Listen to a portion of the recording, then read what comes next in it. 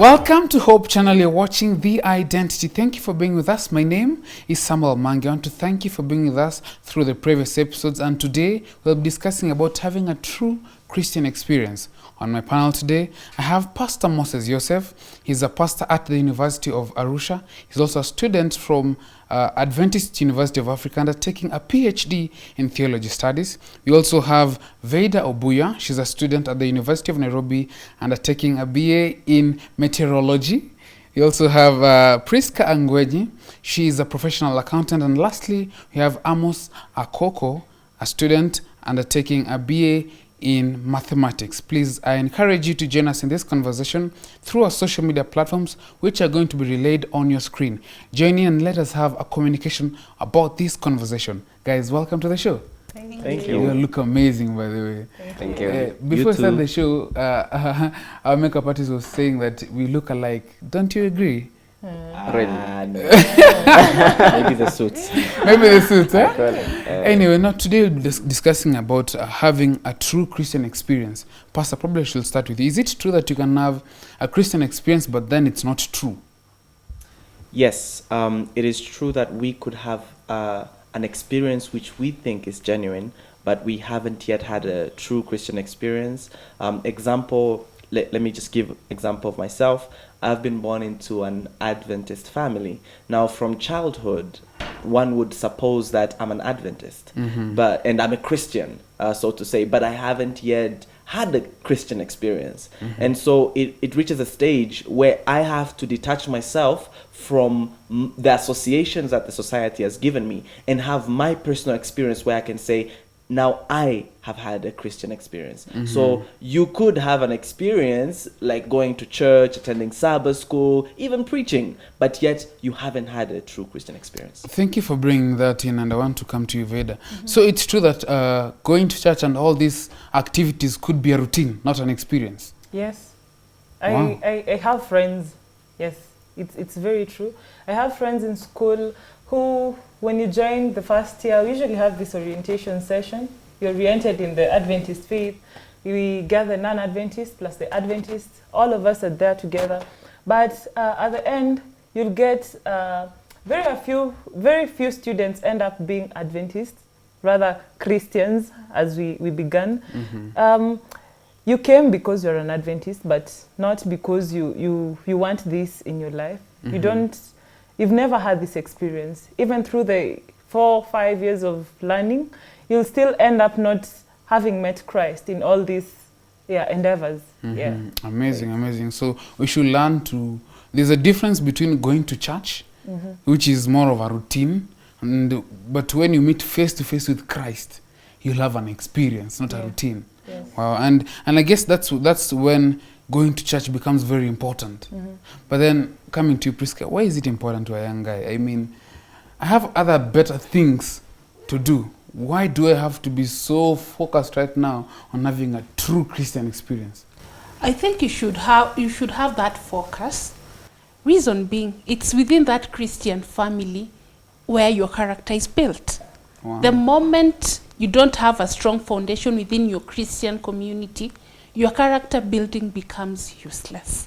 So you need a good Christian family, you need good Christian friends, so that your character can be transformed and your mind can be renewed to reflect the character of God. Wow, Pastor. Yes, I just reminded me of the story of when Jesus said that he likens it to a person who built the house upon the sand or the house upon a rock.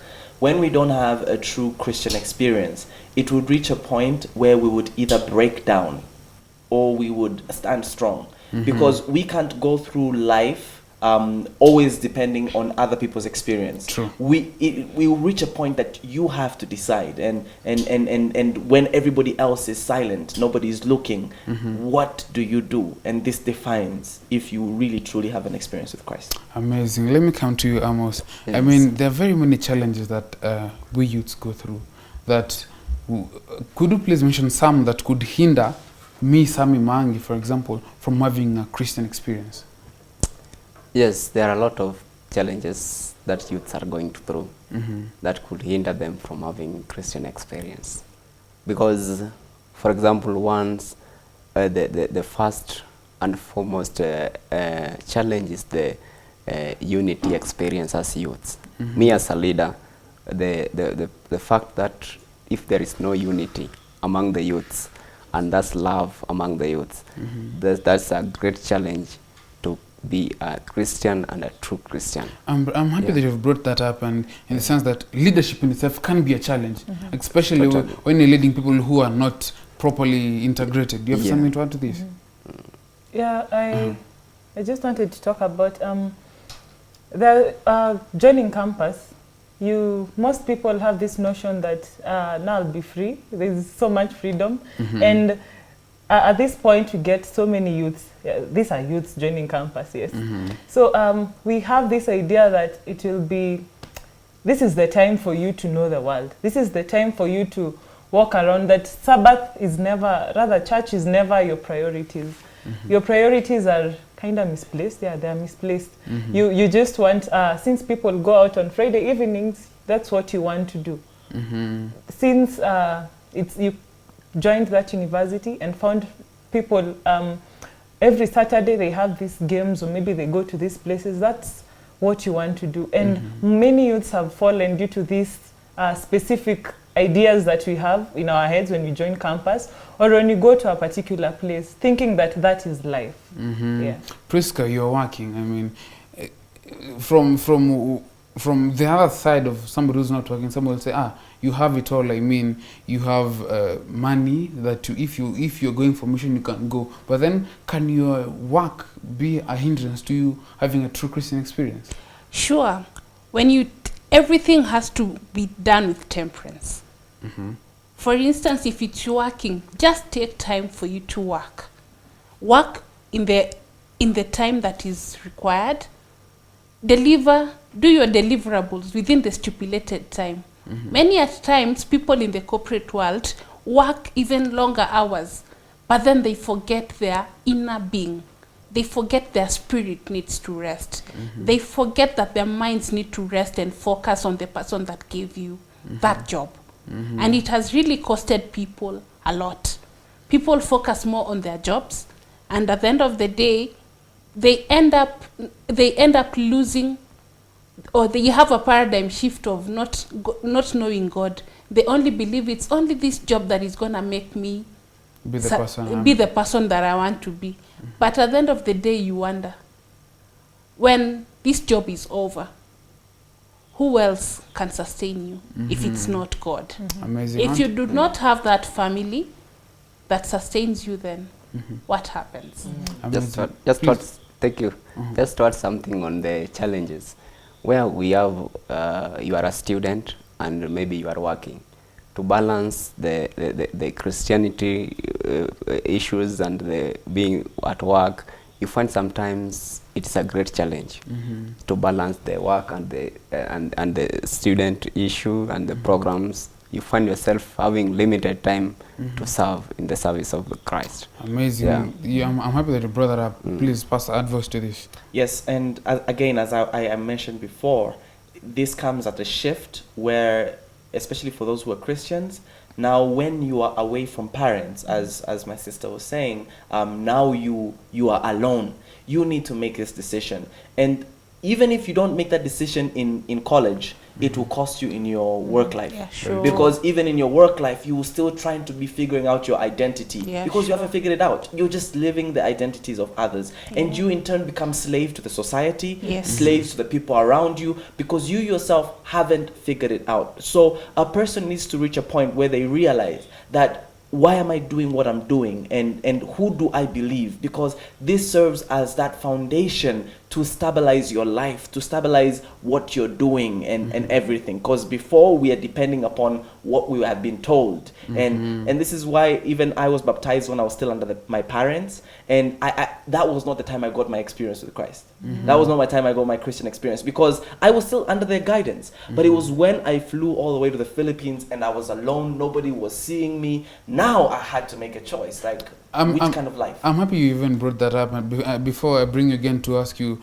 the next question, which I had in mind, there's something that I would like to say about what you guys have said, that if you don't stand for something, then definitely you'll fall for anything. Yes. Yeah. So, And when you desire to have a true Christian experience, and you do not purposefully make a decision towards having that experience, not just going to church, but having that communion with God, That's right. for him to reveal himself to you, you'll probably just have a routine. You go to church, you sing and all that. And I'm also happy that you brought up the whole aspect of freedom. And pastor, assumingly somebody will say, you know, you're a pastor's kid and you've done theology. I mean, you and God are, you know, like best friends, besties, you know. Yes. So he knows you. You're BFFs. I mean, what more experience would you need than daily communing with him?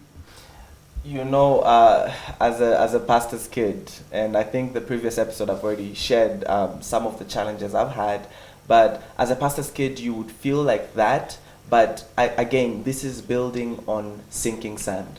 That's why I believe I, along with many other pastors' kids, are in such great temptation to fall into sin, because it reaches a point where you had built on your father's relationship with God, your family's relationship with God, because they expect the father to have morning devotions, right? They expect the pastor's family to have morning devotion, evening devotion. But then when you're alone now and nobody is there to wake you up and force you for the morning devotion, you start not reading it. You start not praying anymore. And even as a pastor, who's a pastor's kid, you're used to preaching so much others, but when it comes to yourself, you realize you're also falling short. You know about God, but you don't really know him. You don't like know him, that experience that you have with him. And that's one of the challenges that I had, that I know so much that it comes to a point that I don't want to read the Bible anymore, because I know everything. I know all the sermons that are going to be preached, and that's a very dangerous ground to be on. Sure. And it was a very dangerous ground for me to be on. Amazing. You know, when I was young, there's something about songs that singing songs that we are being taught when we are young. That so when we are young, sometimes you sing them, but you don't make sense of it. Yeah. But when you're grown, it makes sense. Like this song that I'm not gonna sing, but let me just because I know what you're going to say, and I don't want to make my viewer go through that whole horrific experience of me singing horrific. But there's this song that says, "Read your Bible, pray every day if you want to grow." But then, what more apart from growing, apart from reading your Bible and praying every day, can one do to have that one-on-one experience and also have a true Christian experience in growth? Veda, what is that one other thing that a young guy can do? Take time to be holy. Take time to go learn, go listen to what they are talking about. You know, at times because I remember the last Sabbath, when we went for the GYD, we had a session of door-to-door. And it surprised me how there are some people who are just there and waiting for such people to go, like, just go and talk to them. Yeah, just tell them about Christ, tell them about the Bible. There are these kind of people. So apart from reading your Bible and praying every day, you need to go and get what the rest know. Go and listen to what they have. Let people in, allow people in your life for them to talk to you about these things that you assume to know, but apparently there's another side of it that might come in so clear that you've never known about, and probably this is the only thing that could bring you closer to Christ. Yeah.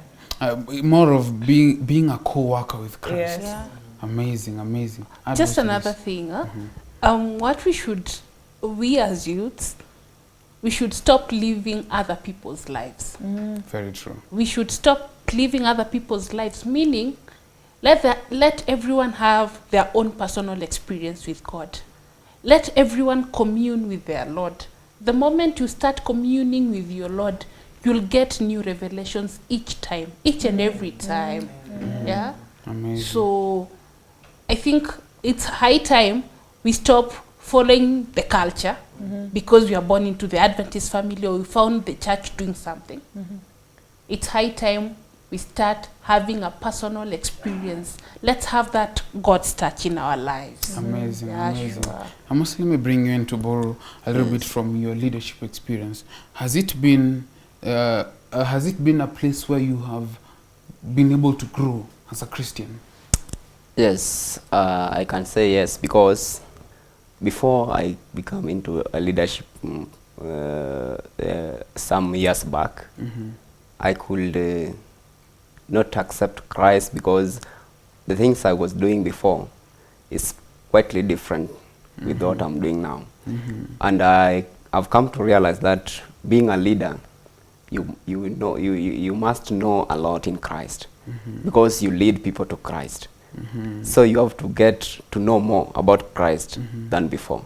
That is very true. Yeah. You know, I want to advise to that sometimes people are given leaderships, but then they are not really for it. But then that probably could be God's way for him to reach to you. Yes. You know, that can also be a challenge to some of us youths. Sometimes when you're in church and you're given leadership, or you get to do something that is pretty small, and we all go on a rampage of I don't think I can do that. That probably could be a means to which God wants to reach to you personally, just like Yes, you, yes, I'm a just like reach testimony to- because the moment I became a leader, I was given a leader. I had nothing. I knew nothing in Christ. I was not even serious about the Sabbath. I was not even serious about choir singing, but I was given to be a choir director in my church. Wow. And and that's what made me to grow spiritually. I thank God for that. And I realized I realized that God can use any means to reach you. So He you has sing reached now. me. You sing I'm now. singing. You sing which voice? Bass. Wow. Just Very something done. to add. You know, there are things that people think you know, rather you should know. As a leader, there are things, for instance, you're an elder. People assume that you have to know the Bible, you have to know how to pray, you have to know how, as in, You have the solutions you to have every the problem. solutions to every problem. You get. So in that position, let us not take it lightly, because let us prove them that yes, we know. It's not that you know yes, but that's the chance for you to do these things. If they believe in you that you're going to pray for them, that okay, pray with me. Hey, I'm going through this and this, and you know very well that you usually don't pray, but you had promised someone that you're going to pray. This is the chance for you to pray, and in that way, doors are going to open. Like Yes. you'll be such a prayerful fella that you won't even think about going back, because your experience from that point, someone just told you, pray with me, or I have this problem. How would you advise? You get, as a leader, they assume you know these things. Like you have, as in it's chap. And we thank God for such positions. We thank God for you. Yeah, we thank God. Yeah, it's an awesome experience. Yes, let us not fear leadership.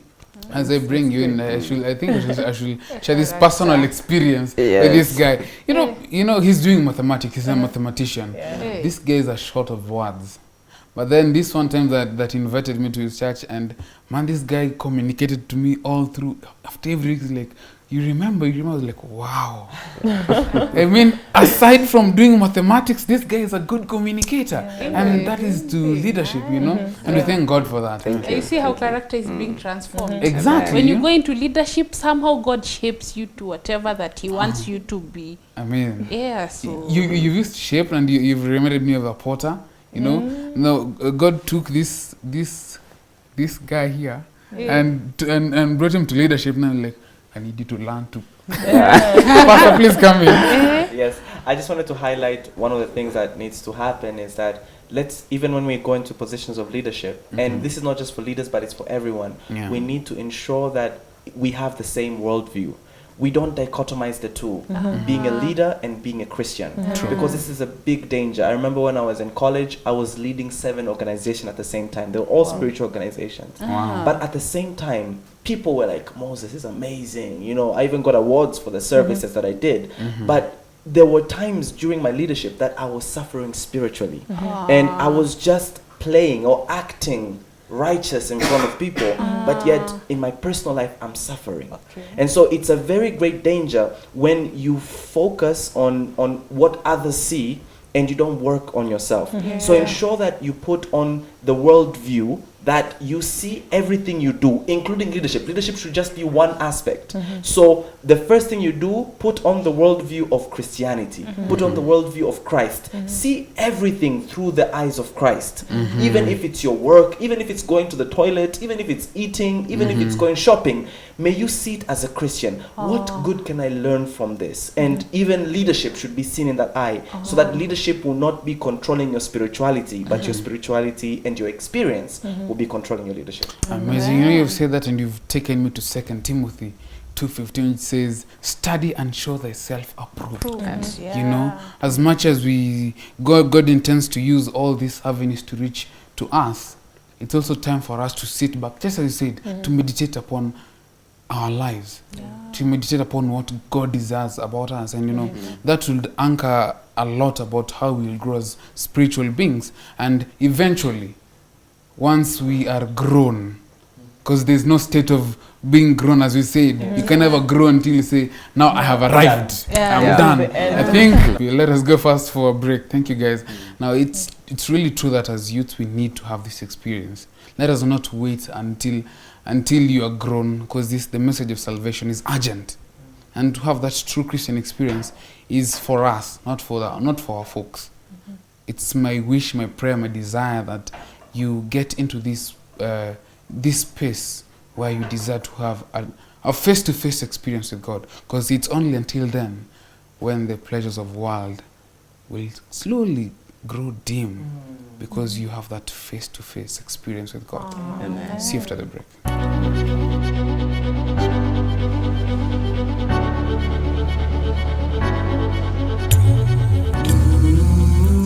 How can I change myself? You ask yourself as tears almost break out from your eyes. You made a promise last time, I'll never sin like this again. But you remember the last time and the time before that. Now the guilt is crashing you down. You've made the same mistake again. You feel so powerless, but in His hands there is power to create a new heart in you. In His arms there is love. You have no more need to fear. In His hands there is power to create a new heart in you. In His arms there is love. You have no more need to fear. Oh, I never wanna live without you, Lord. Never wanna bear this load. I'm casting it at your feet. 'Cause I can never change by myself. Lord, change my heart so I can be just like you. Don't wait to feel, just believe. His love for you is so real. He says, come, let us reason together. Though your sins are red as crimson, He will make them white as snow. Just believe, just believe, just believe.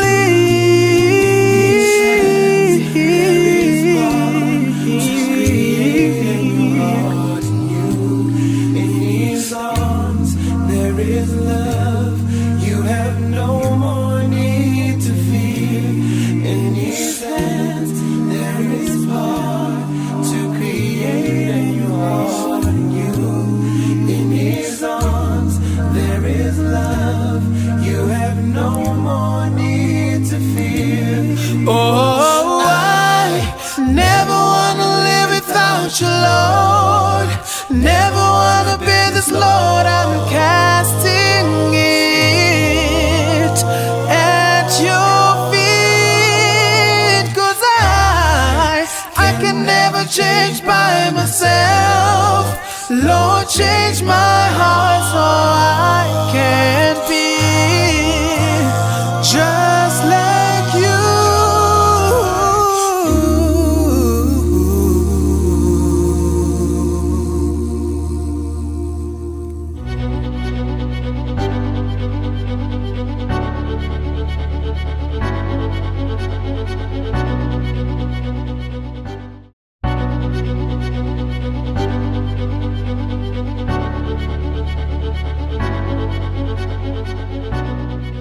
Welcome back to The Identity. You're tuning into Hope Channel, and we do hope that the first segment has been a blessing to you as we seek to understand how we as young guys can be able to have this true experience. Probably it's now time we can tap into your experience.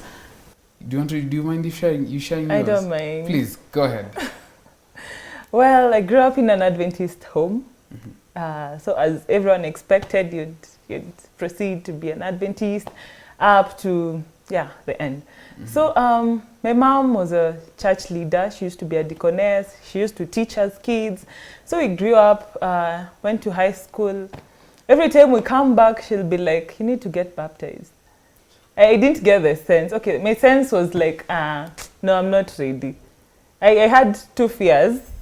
One, I was afraid of cold water. I'm still afraid of cold water. So I didn't know how I could overcome that fear. Because even swimming, we didn't used to go for swimming that often. I mean, the 90s. Yeah. So then again, number two was how people would expect me to react. Like, no, I'm baptized. I thought once you're baptized, you need to live this righteous life. You don't have unaangalia nyama uko. Like you don't have to. More of go on a full-blown yes, reform. when you see sin, you should be running. If you see any sin, you should be away. Then again, I thought you should also be able to quote these verses and do all these things. So I had those two fears. So every time I'd come back, Mom, no, I'll get baptized when I'm ready. Then finally, I think she got tired. Yeah, I think she got tired, or maybe she was just praying because she used to pray. Yes. So finally, after I cleared high school now, it was during this season, camp meeting season. Then I was staying with my sister. Then my other sister was staying elsewhere. So she got baptized. Like, it was on a Friday. I had purpose to go to church for the Sabbath now, everything, because I was quite far. So my sister got baptized on Friday. I went to witness.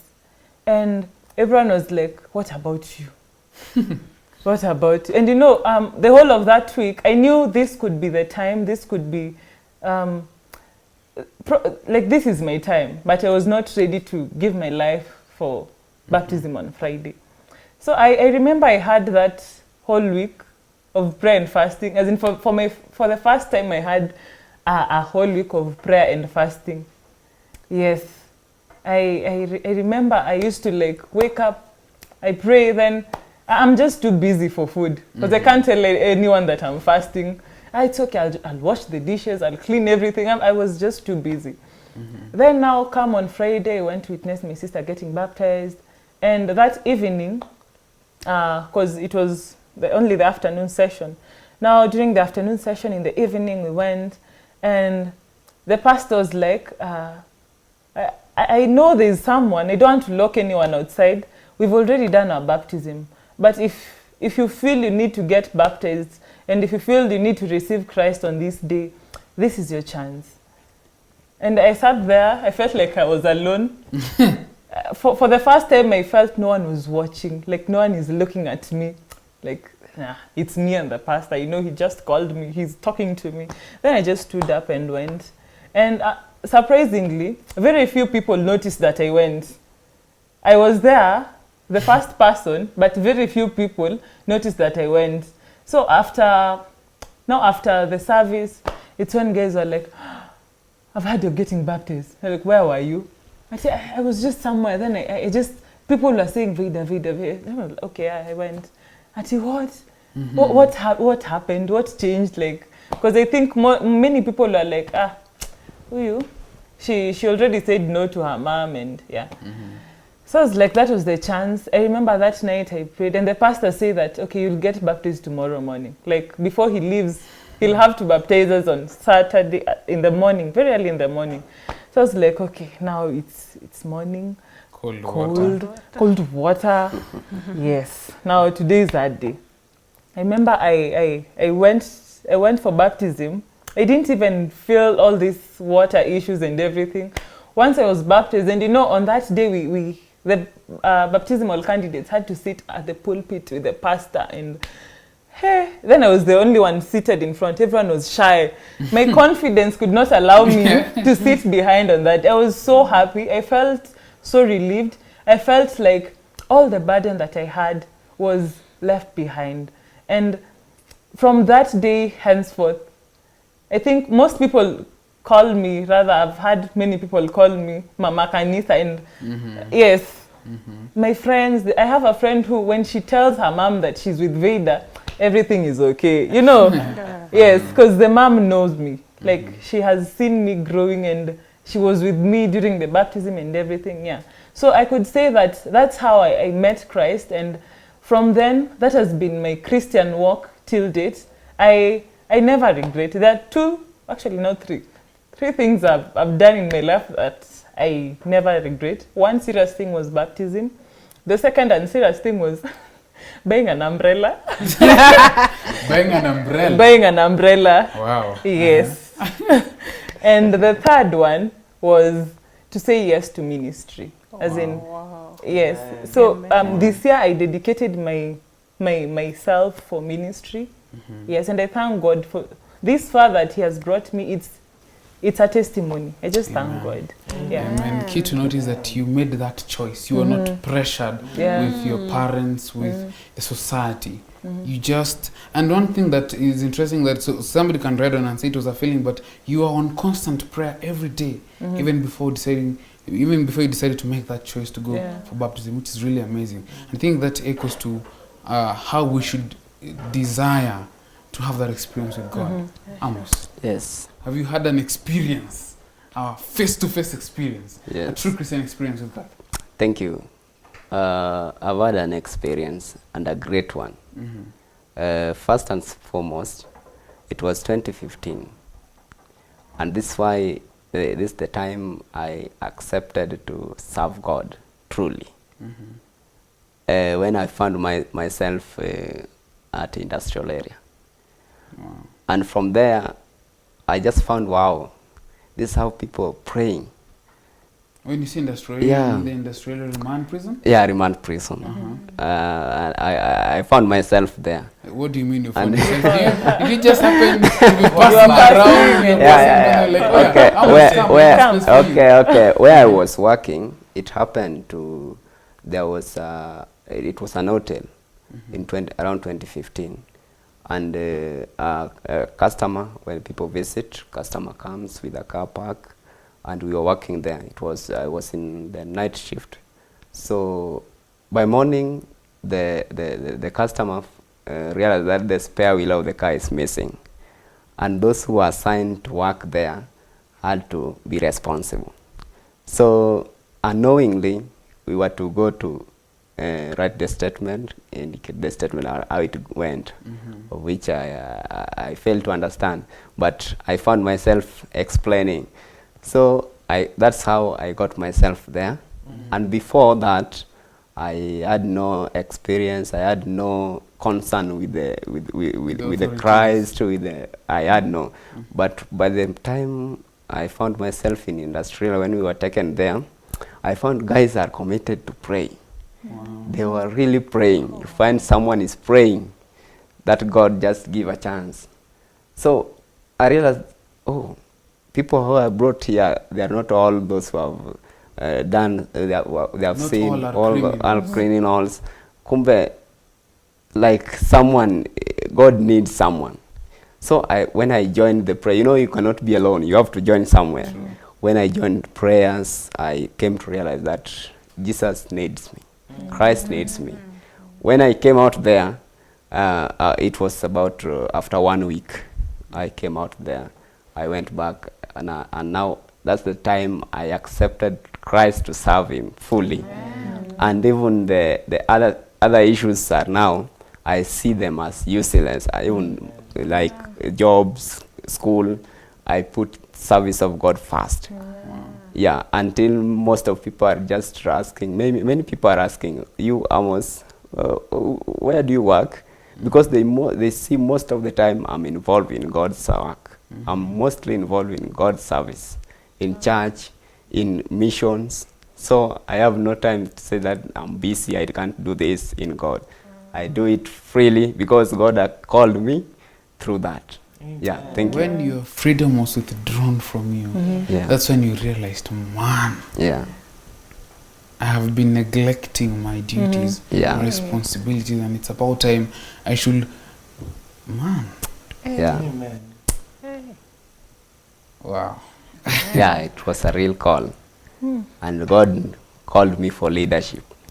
Yeah, that's how he called me. And that's the experience I had to receive Christ and to give him glory and serve him. One of the Yeah. humblest guys I've met, you know. We thank God for you. Thank you. We thank God for you. Amen. 1 full week. One full week. 1 day looks like a whole year, and you did that for 1 full week. You, Thank you God. remember Jonah in the fish praising God, Uh-huh. singing the same. Amen. Amen. Wow. Pastor.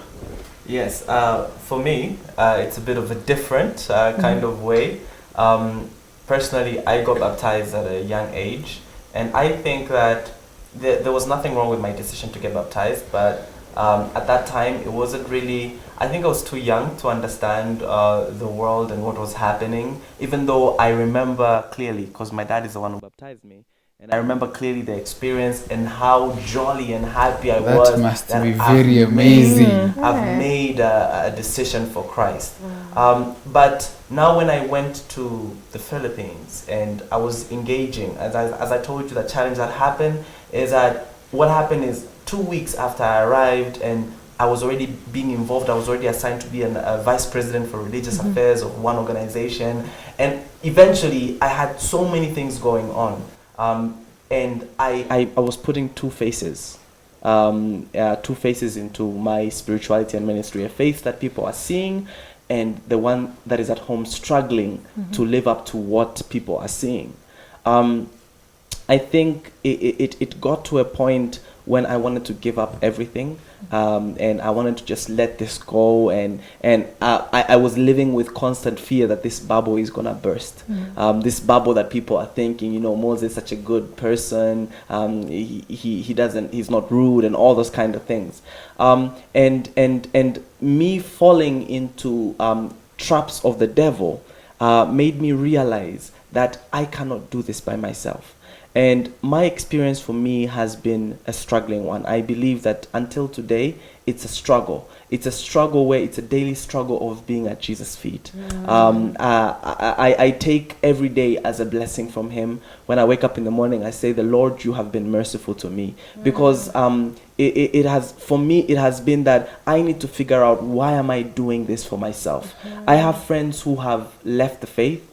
Some who are agnostic, they don't believe in a God, and some who are just going to church just as a practice. Some who are living double lives, and I see them in church and they're ministering, and I'm crying to the Lord every day that, Lord, what will you have to do with me? Because I know that he's not done with me.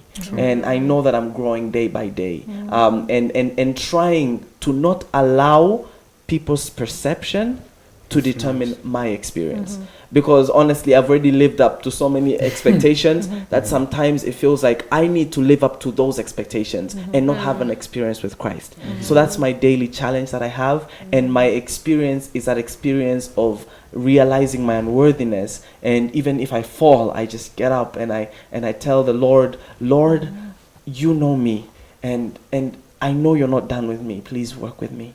So that's been my personal choice, my personal experience. I know it's not the jolliest experience, that we can say, even as a pastor, and I teach pastors. But it's one that I know that at the end of the day, it's gonna be me and God, and I need to know where I stand. not where the people who, like pastor, PhD student, young pastor, all this kind of thing, it will not be that will be determined, but it will be my daily experience that I have with him. So that's my personal experience with Christ. Amazing. You know, there's something that you've said also, just to emphasize, is when time comes and you need to make a stand, it won't be I was a pastor, you know, I was a faithful student, I worked hard, I never gave in to the world pleasures and all that stuff, that I was faithful to my job duties, I was innocent for that crime that I was convicted for.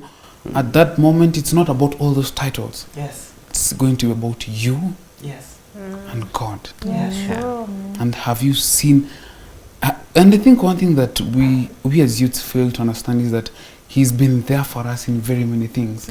We always wait for that one moment that you pray for something. That, for example, now I'm praying for a car. Now, since it's not going to happen, God is not with me. Is that the case with most of us as youths? I think it's, you know, we are a microwave generation. That's what I'm going to say. You want everything, pap. God, I want a job. Pap. God, I want this, pap. But then, you know what? Patience is a virtue. Amen. God is teaching in this Christian journey. If you don't learn patience, your experience will be it will be a horrific experience. Right. If whatever that you ask for, you get it instantly, then I don't think you are serving the God that we serve or something. Because at the end of the day, it's a matter of patience. It's a matter of God. With every experience we go through, God teaches you a virtue. There is one virtue after another that God teaches you every time you go through an experience. Every time you have a moment with Him, there is always this one thing God wants you to know. And at the end of the day, it's going to be a testimony to others. Amazing, amazing. And one thing I should probably note out is that with your different walks of life, it has put you more firmly rooted and committed towards church service. Why is that so, Veda? Why is that so? One, I believe that the results are fruitful. I'm sowing the seeds of kindness, the seeds that I hope at the end of it all, and I believe that Christ who lives in me will fulfill all these dreams and make everything happen. In whatever we do, in every situation, just as she said, patience, experience, the end of it is hope. You'll have hope, and all this builds character. Yeah, sure. Yes, all this builds character. Your character will depend on how patient you are. Yeah. Your character will depend on whatever you are doing when you are patient. As in, are you just patient? Yes, I'm patient. You're patient seated. Yes, you're patient. But you're being told to patiently wait upon the Lord. Yeah, sure. Yes. One thing that is amazing that as much as you're being patient, waiting upon the Lord, God did not leave us to just be like that. Yes. Because being seated like that, there's idle minds, the devil's workshop. God gave us work to do. Yeah. You know, so as much as we're patient, we need to be. I always say patience is not waiting. I believe patience is what you do while you're waiting. Yes. Pastor, come in. Yes, and as we are patient, even if you haven't had that experience with Christ, this is talking to the people who are listening to us. The best place to be is in church. Amen. That's why I'm saying, that's why I'm connecting with what you asked her. Like, why is it that you are connected with the church services? Because the best place to get this experience is in church. Not in the world. Not in the world. Don't say like, okay, I haven't gotten any experience, I'm going to stay at home. No. You need to be in church. You need to be with godly people. Yeah. Because as you hear the stories, as you hear the experiences, as you share together, the Lord can speak to you through one of them, and the Lord can give you that experience. Don't give up. Don't say, okay, those guys had the experience, they're so happy. Why am I so gloomy? Why am I still so sad? Don't give up, because the Lord has a plan for you. Amen. Veda. As youths, we definitely have the time, we have the strength. Probably the money, we lack money. But for the strength, we are the ones needed to work for God. You can't work if you don't have the strength. Yeah. And the Lord has decided that the youth who are full of strength to work in His fields, we are here to do all these ministries. We are here to help our poor fellas. We are here to feed the hungry. We are here to pray for even the sick. It's us who have this strength right now. When you get to an older age, you might have the time, the money, but the strength may not be there. You'll not be able to travel around the way now we have missions in, I don't know, places. in different places. You won't have that strength. And it's a privilege for us youths. And money, we can always get money from our, yes, the old. They can always give us money. So we are advantageous enough to get all the three at this time.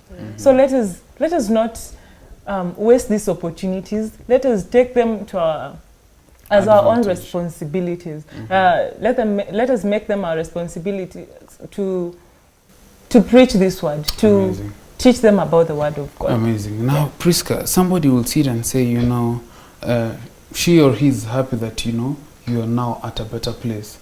But then somebody else will sit and say, man, I have a mental issue, I have this issue. Is that a good enough reason for you to withdraw from the presence of God, rather having that true Christian experience?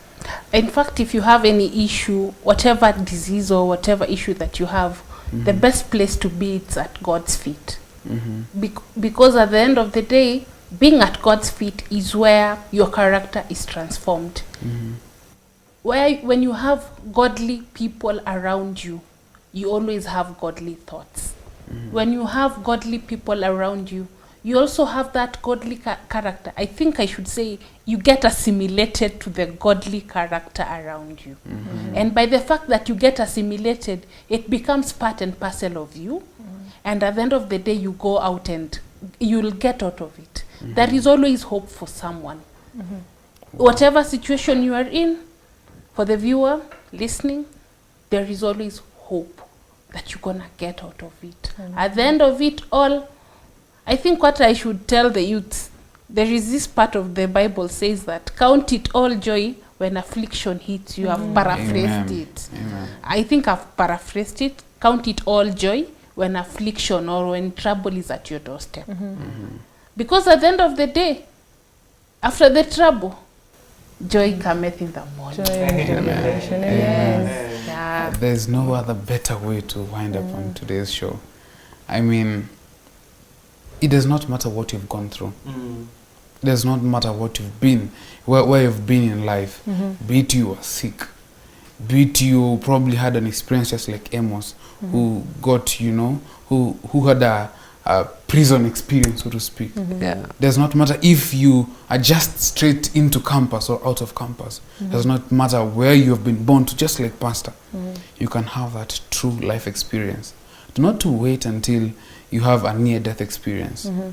Do not leave church, just as Pastor said, to have that to have that experience. But staying at the feet of Christ is the safest place to be. Staying at the feet of Christ is where Christ can give you that face-to-face experience. And I'm wishing that we all have this experience, because our life will be transformed. They have been saying something about character, and I would wish that we all have that experience, that our characters will be transformed in the sense that we can be able to breathe life to the world that we live right now, which is all lifeless. It's my wish, desire, and prayer that you have this true Christian experience. Share with us about what you think about what we have discussed through our social media platforms, which are going to be relayed on your screen. Any question, any comment, please share with us, and we'll be there for you. Till next time, have a blessed time.